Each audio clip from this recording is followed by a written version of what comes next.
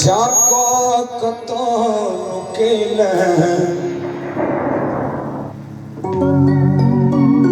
रुकरिया जाको कतो नुकेले राधा काटो महुरिया रुकरिया जाको कतो नुकेले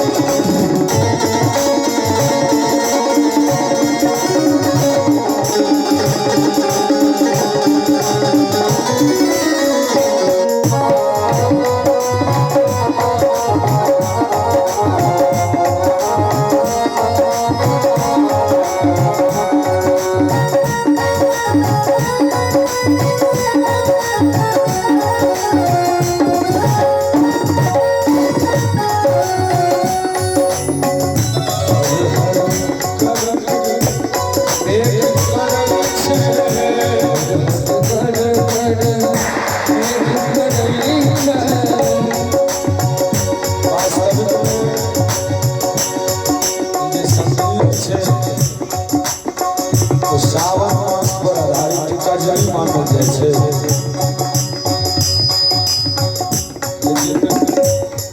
ई गीत एकटा एहन भऽ गेलै जे धुन और गीत मात्र सावन में उचित मानल जाइ छलै, लेकिन मिथिलावासी के आशीर्वाद हमरा पर प्रत्येक मंच पर ई गीत हमरा गाबऽ के अवसर भेटैए।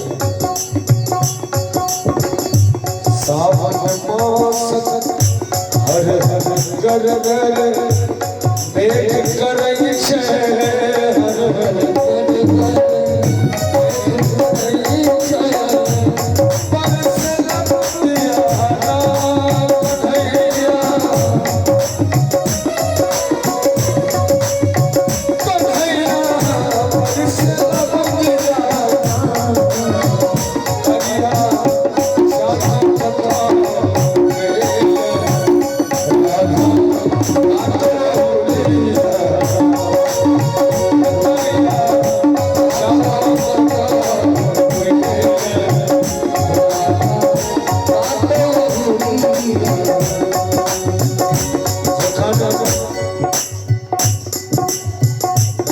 योग के बाद उठले बड़ा सुंदर भाव छै, मैं कलानी गोपी सके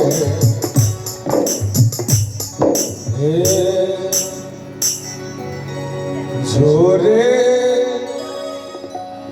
जो